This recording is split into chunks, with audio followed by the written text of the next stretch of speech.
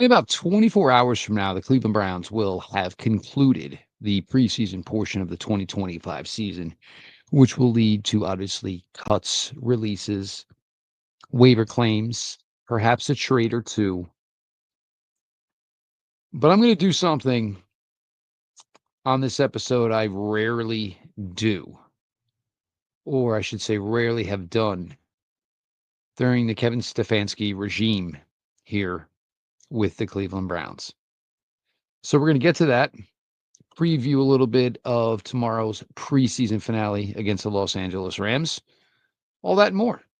Browns 3D on the OBR streaming network.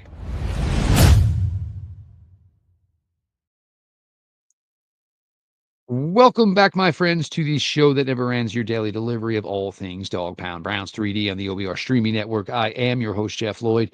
We appreciate everybody who comes to the OBR every single day for your favorite Cleveland Browns coverage.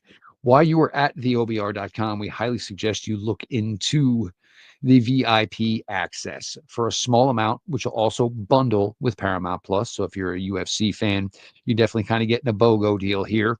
You will get the insider forums. You will get Ask the Insiders. All of this stuff is great information. Anybody who has it will tell you about that. As we get into more in-season action, you will have even more information to pick through from some of the great folks here at the OBR, certainly our fantastic Lane Atkins as well. For all of who support us here at the OBR streaming network, we could not be more thankful. As you know, the numbers continue to grow. We thank you for that. Make sure you subscribe to the OBR on YouTube. And of course, make sure you're subscribed to the OBR over on Twitch.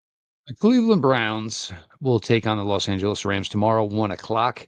Of course, at home, the only home preseason game this year for the Cleveland Browns. Still waiting word on exactly what the Rams game plan is as far as, availability of starters. From what we understand from the Cleveland Browns, they've told us that the starters will be available, but they've also said that maybe not every starter will be available. So I would expect you'll get information tomorrow, similar to how you would during, any regular season game where, they'll probably drop a list of players who are not going to play. So about 90 minutes or so before the game. Joe Flacco appears to be in line to start this game. And the thought from Coach Kevin Stefanski is 20 to 25 plays from the starters. Now, that could certainly change if the Browns go out and they're successful, say through two drives, and say maybe it's only 11 plays, 12 plays. That's probably enough to just pull them and say, hey, I think we've seen all we need to see, and we're ready to go for Cincinnati. Struggle a little bit, you could get a little bit closer to that 20 to 25 number. If you do struggle a little bit and you get closer to that 20 to 25 number, we're talking about a really good probability that the Cleveland Browns offense could play well into the second quarter. So that leaves about 2.5 quarters for Dillon Gabriel, who most likely is going to play second. That at least is the rumors and the way we've been told. And then Shedeur Sanders would be playing after that. That's kind of where my issues begin, I think, because I don't think this has ever truly been a fair competition between Dillon Gabriel and Shedeur Sanders. I'm sorry. I'm just being legit. And to anybody who's been at practice, any of my colleagues, any of my friends who work at other outlets covering the Cleveland Browns, there's not anybody I've really talked to who truly believes that Dillon Gabriel is the better option over Shedeur Sanders right now. Sorry, we just don't see it. Not a knock on Dillon Gabriel. And I'm not sitting here saying that I think Shedeur Sanders is, a starting quarterback, top 10 guy that the Browns just are ignoring. Do I think Shedeur Sanders has potential ability to start in the NFL? I do. Is he going to be, on a team that contends each and every year? Are we going to talk about him in the same breath that we talk about Lamar Jackson, Josh Allen? No, I don't think that. But what we've seen thus far tells me Shedeur Sanders is a better quarterback than Dillon Gabriel. Nothing has changed my stance. That's the way I came in through the draft process. Shedeur Sanders was a better quarterback than Dillon Gabriel. I did not think Shedeur Sanders was worthy of going in round one. And I do understand the thought process that quarterbacks either go round 1 or most likely they go on day 3. If you thought highly enough about the guy, you take him in round 1. If you don't think, if you think he's a guy who's a potential starter, he's a day 3 guy. And that's kind of the way day 3 goes. Hey, if all goes right and this guy, does this, changes that, adds weight, gets faster, all of these million things, anything you hear during the NFL draft on day 3, that's, where quarterbacks usually end up going if they don't go round 1. Very rare that they go round 2 or go round 3. And it's even more rare that they go outside of round 1 with the expectations that they are a potential starter in the NFL. Shedeur Sanders was probably certainly the exception to that rule. My issue more with Kevin Stefanski and certainly with the Cleveland Browns offensive coaching staff, if they're all in agreement on this, is when they speak about Dillon Gabriel, and, we've certainly had things leaked to the media about what they think about Dillon Gabriel. Oh, his processing ability. He's great on the whiteboard. The X's and O's. He's great in the film room. Not one of those things, in my opinion, talk about overall talent. It's the same way that a small apartment is described as cozy. When you're talking about a quarterback, the first thing that should come out of your mouth is arm talent, arm ability, those types of things. And there's been a million guys who were great processors in college and never amounted to a hill of beans in the NFL. How about all those kids that came out of the Hawaii back in the day? Timmy Chang, Colt Brennan. Those guys were never anything in the NFL. So the fact that he can process quickly doesn't mean nothing. It's ability. And the interception against Philly, and I agree 100% that Whitehart and Deontay Johnson absolutely screwed the play up. Ran it completely incorrectly. And Coach Stefanski, we had 2 guys in the sandbox together. That's fine. Dillon Gabriel still threw the ball. He still threw it. So how great is he at processing? Why does he get a free pass for that interception? He literally, if he was such a great processor, he would have known they were both in the same place and the ball should never left his hand. The fact that Shedeur Sanders' start in the first preseason game against Carolina Panthers hasn't moved the needle for anybody blows my mind. It was week 1 at preseason. It's sloppy. People are still getting on the same page. Shedeur certainly was not getting the amount of rep work that the quarterbacks in that room were getting. He was always limited every single day. He still went out and showed well, played well, didn't turn the ball over, threw 2 touchdown passes. First touchdown pass was a perfectly dropped ball between 2 defenders and a receiver. Second touchdown pass, he made a slight step in the pocket to the right to give his running back the opportunity to pick up the blitzing linebacker and drilled a square in to Caden Davis, low and away where only he could catch the ball. Dillon Gabriel did not throw any touchdown passes against Philadelphia Eagles. Dillon Gabriel had the advantage of having Jamari Thrash on the field more often, had the advantage of having Cedric Tillman on the field more often, had the advantage of a whole other week of practice because people, they were motioning more and all that. It's great. Yeah. By week 2 of the preseason, you're putting in and installing more of your offense. It's only natural. This is really baffling to me. Now, Shedeur Sanders getting injured when he did certainly did not help him, of course. He would have been in line to get some time against Philadelphia in the second preseason game. Put him out, over 8 days. Came back to practice Wednesday. Didn't miss a beat. Dropping balls into receivers. It seems the Browns have not really given Shedeur Sanders a chance. And again, I'm not talking about Shedeur Sanders taking over the starting job. Anybody who knows me, I am 100% of the belief and have been of the belief that Joe Flacco, the second you signed him, was going to be the starting quarterback for this team. Now, it seems the Browns' pecking order at quarterback, and we don't know how this is going to work, is Joe Flacco, Kenny Pickett, Dillon Gabriel, Shedeur Sanders. Now, I do believe for now, as these cuts start to come through, the Browns are going to keep all four of these quarterbacks. Does that change by week one? I think it maybe changes if the Browns get an offer that they really like for Kenny Pickett. There's talk about what if the Browns got, an offer of a draft choice better than the one they used on Shedeur Sanders. I could certainly see the analytic front office saying, hell yeah, and taking it. I could also believe that if the Browns were to trade away Shedeur Sanders is going to be good. That's just the way it works, right?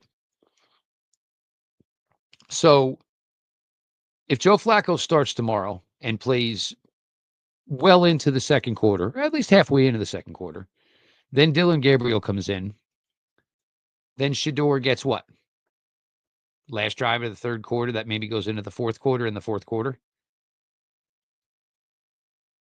there were some ones that played for Carolina in that week one preseason game that Shedeur Sanders was quarterbacking against. There wasn't any starters when Dillon Gabriel was playing against Philadelphia Eagles. And to be fair, if they are going to move on from Kenny Pickett, that means Dillon Gabriel and Shedeur Sanders will go the entire summer without facing any first stringers. Except for a little bit here in practice, but that doesn't count. They're not, nobody's going to come after and try to kill their own quarterback.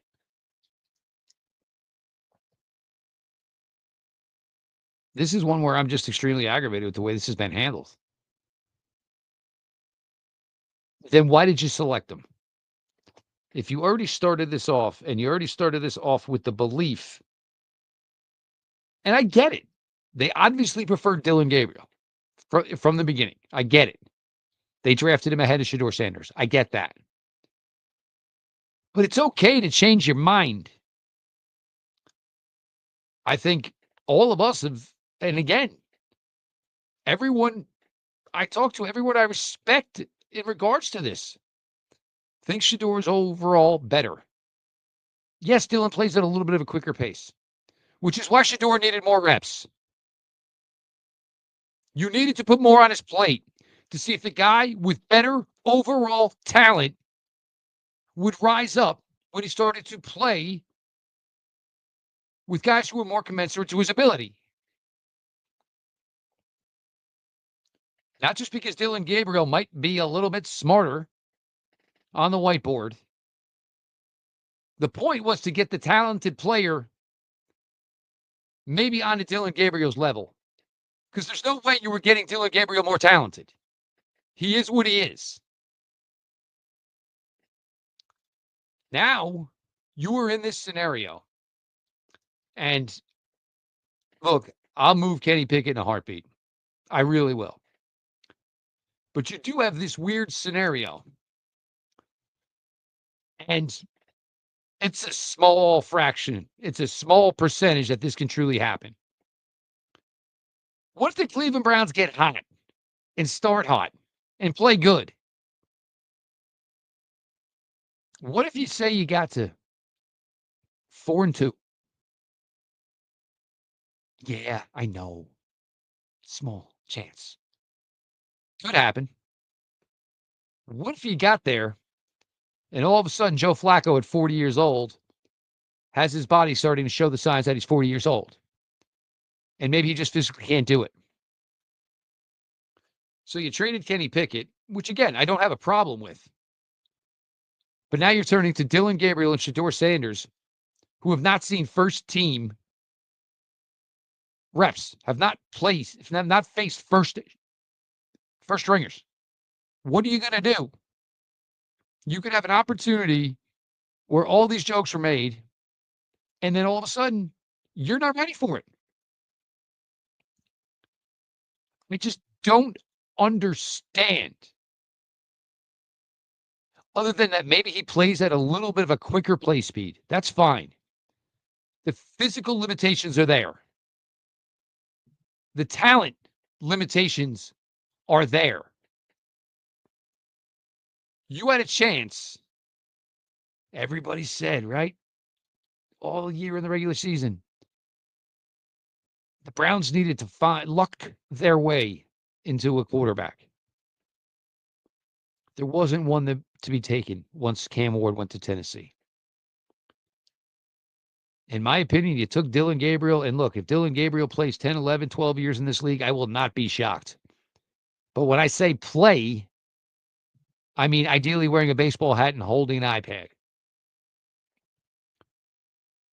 Folks thought that Shedeur Sanders needed to be challenged, needed to be put in a system to see how he grew within the system, as opposed to playing for his dad, where they made the system fit Shedeur.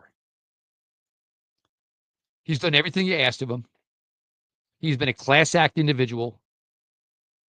Last night on his off night, him and Greg Newsome are standing on the sidelines of a high school game, getting comfortable in the community. Brings his mom along with him. She's handing out stuff to the kids. What else does this kid have to do for the Cleveland Browns to realize he's all in?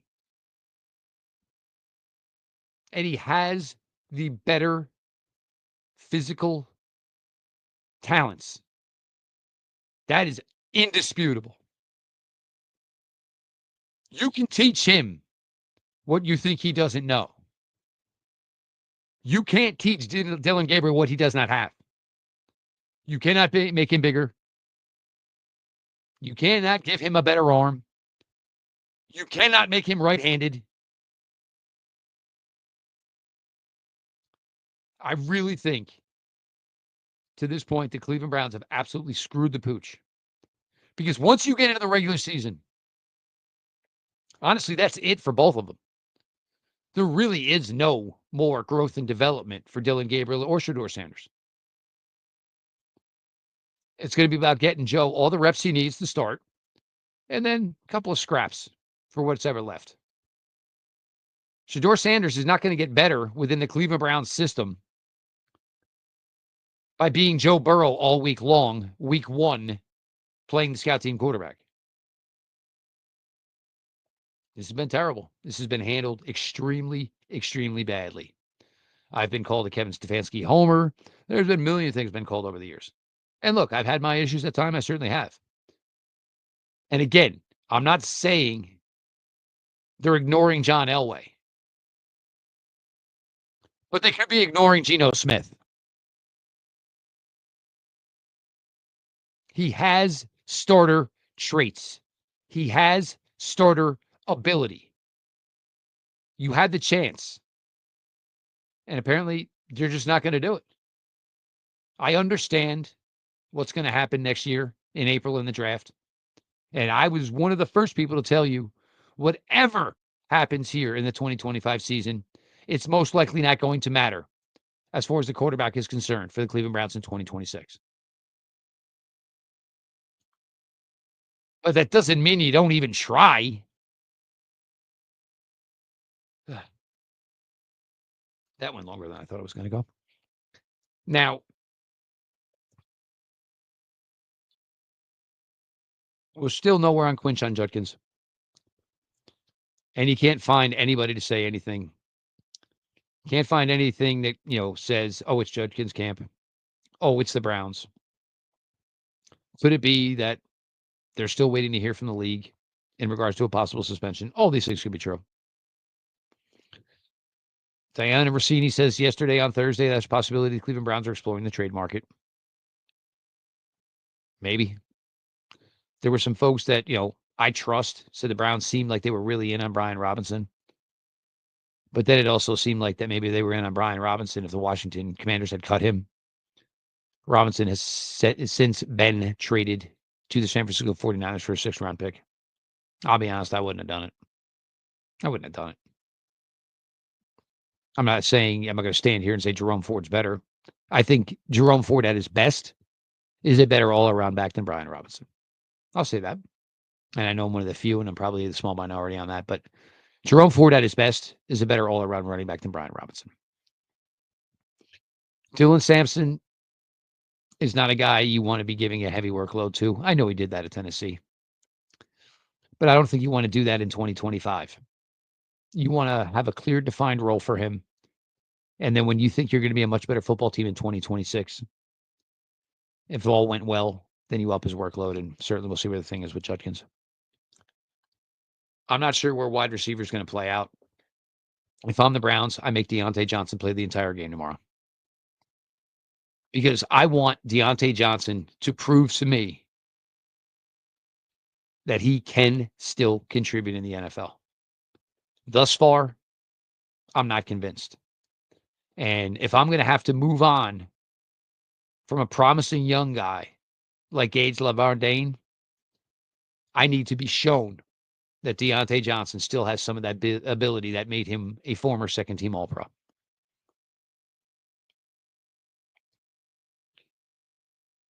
I like what Harold Fannin brings to this team.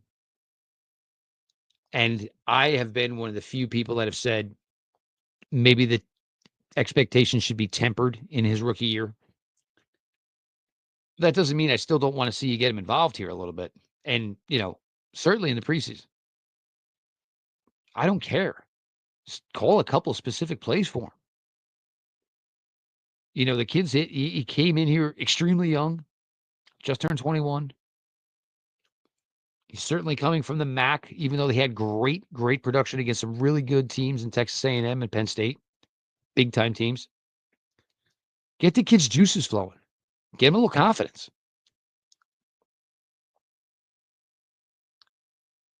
Now, they said starters are going to play. And they also said that might not mean every starter. I do wonder where that fits as far as the offensive line is concerned. I don't know that Joe Bitonio needs to be playing preseason games. I'm not going to lie. Jack Conklin's health has always been an issue. You want to play Posick? You want to play Teller? I'm fine with that. I would say sit Posick and let me see what Luke Whippler's got, who's been fantastic through 2 weeks here. But if you told me Joe Bitonio doesn't play tomorrow, but Tevin Jenkins plays left guard, that's probably something I'll believe. Defensive end, I honestly believe Myles Garrett will not play. And I think the biggest reason why Myles Garrett isn't going to play is because you're really, really deep at defensive end. So you want to give whatever guys you think are in competition for those final 4 spots. McGuire, Wright, probably locks. Joe Tryon-Shoyinka, probably a lock, because if not, what are you going to do, trade him? The Cam Thomases, the Julian Aquaras. Let these guys go out there and battle it out one last time. And I'm not saying tomorrow's going to make or break anybody making the roster. It shouldn't. But let these guys go down and let them go down with a fight. I've gotten over the Juwan Briggs trade. I'm not going to be happy about it. And the belief from most is that Juwan Briggs just really wasn't a perfect scheme fit for the Jim Schwartz defense. Then why did you draft him? Is my first question. But, knowing that Mason Graham is expected to give you some pass rush ability, knowing Mike Hall, the strength of his game at this point in time is pass rush ability.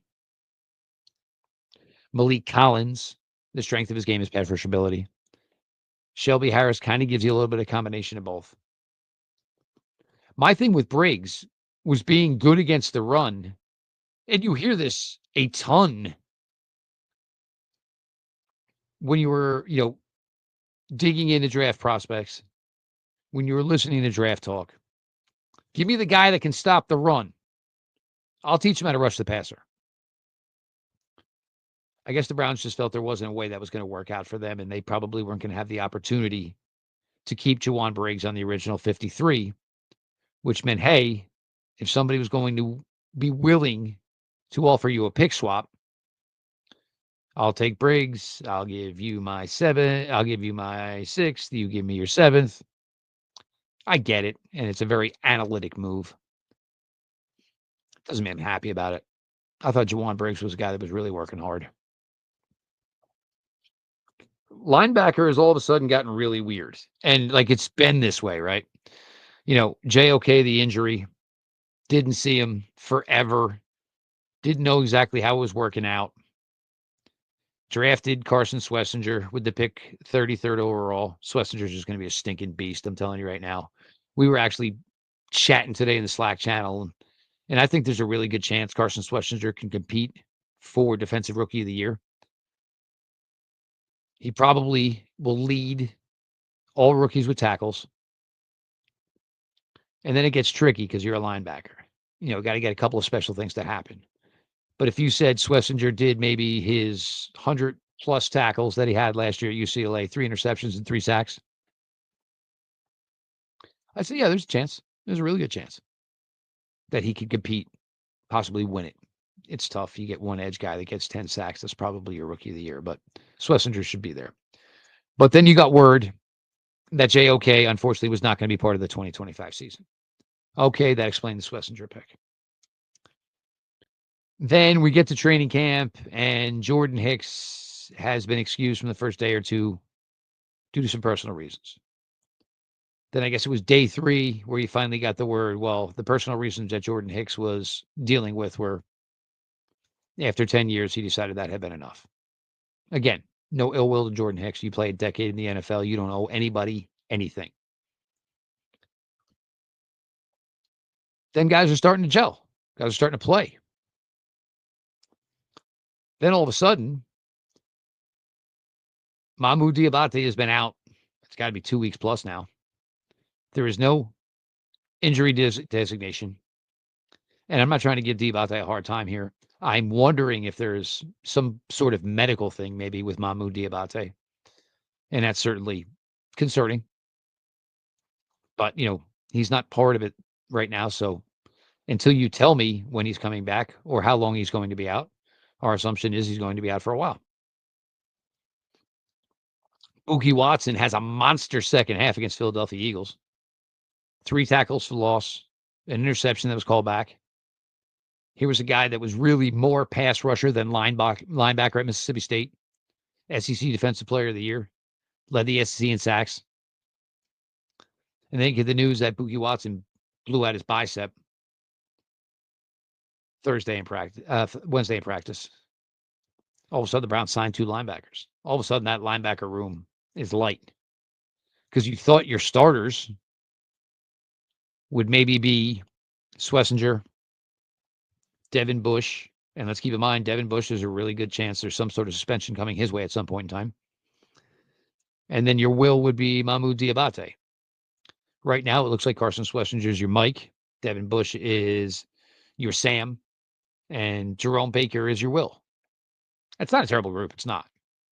There's not much depth after it at all. Brought back Charlie Thomas, who was a fun guy 2 summers ago. Guy just runs around and just an absolute physical beast. He's fast and just destroys things that are in front of him. Doesn't really break down necessarily so well. He had an incredible forced fumble in the Hall of Fame game 2 years ago, where he hit the ball so hard, the ball flew and rolled 15 yards and went out of bounds. It was one of the most ferocious forced fumbles I think I've ever seen. Corner. I really told you guys you need to start keeping your eyes on Nick Needham once we got the Martin Emerson injury news. And Needham kind of came here as a safety. And now all of a sudden, there's major competition at that nickel spot. And Nick Needham came into the NFL in 2019 and kind of excelled there later in 19 and in 20 and 21. He's going to get an opportunity. It's been a rough camp and a rough preseason for Cameron Mitchell. The safety room, I really like the kid McMillan. He really just physically looks the part. He's playing a lot of specials. I think I'd rather kind of gamble on him, knowing he's going to play specials, maybe kind of gives me a little D'Anthony Bell type of vibe. Then, both Jenkins and Casey.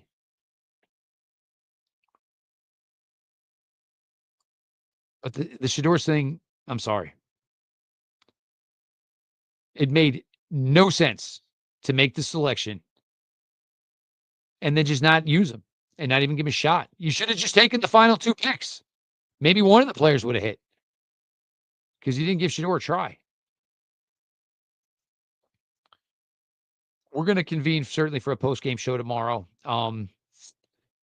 We had some discussions about, and I know in the past, I believe here at the OBR, they've been kind of doing the post-game shows around 7:00. Anybody who's followed my work for a long time know I was usually like a directly after the whistle type of guy. A lot of it was contingent on how the schedule worked for Fred Greetham, as Fred is, usually in the building and he has press conferences he has to get to and other things. So tomorrow we're going to go at 5. So you figure the game will end around 4. That's going to give our guy Fred a little time to make sure he can get the juicy nuggets he needs to get that he wants to put into a post-game show. And, Fred won't be full-time in the post-game show because he's probably going to get the nuggets, write down his notes, jump on with us, and then go right up his pieces.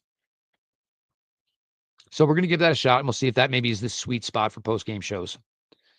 I'm assuming Pete will be with us. Joe added this week. Joe did a show with Pete. I guess it was Tuesday night. It was some pretty good stuff. It really was. It definitely was just rough because they kind of just jumped into a podcast together. But you can definitely tell that, he and Pete definitely have a good football talking relationship, much like Pete and myself. The three of us together would probably make people's ears bleed, but you get a lot of really good football talk. So we're looking forward to it tomorrow. I am. There's some guys I'm really looking forward to, and I really want to see, this last battles, how they play out. We're going to get Isaiah Bond on the field tomorrow. We know Bond's got a roster spot locked up, but I think the Browns just want to kind of get his juices flowing again. It was a long absence away from the game for Isaiah Bond. So we appreciate you all who come to the OBR every single day for your favorite Cleveland Browns coverage. Make sure you look into the VIP package. It gets bundled with a subscription to Paramount Plus. And of course, gives you access to the insider forums. Ask the insiders. Keep supporting us here at the OBR streaming network. And if you haven't to this point, make sure you subscribe to OBR. Make sure you subscribe to the OBR on YouTube. Make sure you subscribe to the OBR on Twitch. Looking forward to this last finale and then what becomes the craziness of NFL cutdown weekend. This has been your daily delivery of all things Dog Pound. Browns 3D on the OBR streaming network. And we will talk to y'all tomorrow.